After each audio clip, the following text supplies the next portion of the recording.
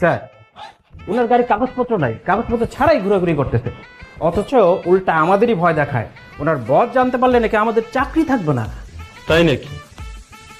এত বড় ক্ষমতা, আমাদেরও চাকরি থাকবে না? কাগজপত্র ছাড়া গাড়ি চালায় কারা জানেন? চোর বাটপার। ডাকেন, আপনার কোন বস আছে তাকে ডাকেন, দেখি তার কত বড় ক্ষমতা। থানায় আসতে হইল কেন? তোর কারণে আমার থানায় আসতে হইল কেন? আমি থানায় আসি না, থানা আমার বাসায় যায়। মন্ত্রীর সঙ্গে মিটিং, সেটা ক্যান্সেল করে আসতে হইল আবার। স্যার আমার কি দোষ? এরা তো কোনো কথাই শুনলো না, আমার থানা নিয়েছে। আমার পরিচয় দাস নাই? দিছি। কি বলে? কয় কোনো মন্দির ফন্দির টাইম নেই, সায়াম ঠাম চিনি না। কি সায়েম কি? হয় তারপর চিনি না আপনাদের। কনগ্রাচুলেশন, বিশাল ক্ষমতাশালী জায়গায় তুই চলে আসছস। বাহ! কি হচ্ছে আমার এখানে? আমার অফিসে এসে আমার সাথে কথা না বলে আপনি ওদের সাথে কথা বলতেছেন? কি আপনি? তিনি বিরাট ক্ষমতাবান, তিনি বিরাট ক্ষমতাবান। আপনার অনেক সাহস এবং আপনার এই সাহস অজ্ঞতা প্রসূত। আপনি আমার গাড়ি আটকাইছেন, আমার ড্রাইভারকে আটকাইছেন, কারণ আপনি আমাকে চেনেন না।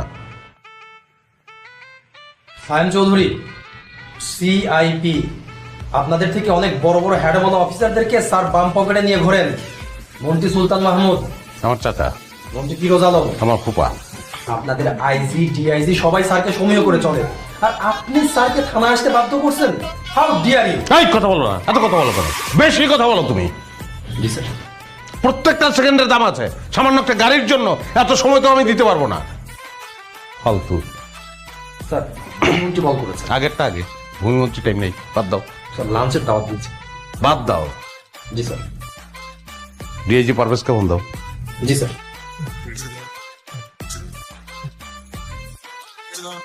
স্যার, আমরা মনে হয় ভুল করে ফেলছি।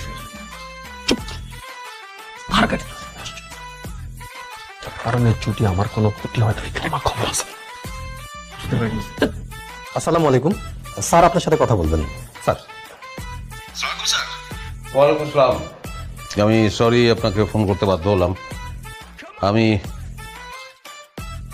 চাই একজন ওসি সাসপেন্ড হোক, এবং সেটা রাইট নাও। না, তাকে সাসপেন্ড কেন করতে হবে সেটা শুনবেন না আপনি? শোনা দরকার নেই, আপনি বলেছেন এটা যথেষ্ট। আপনারা আছেন বলেই তো স্যার আমরা আছি। আপনারা এইটুকু কাজ আমি করবো না? বলেন কোন থানার ওসি?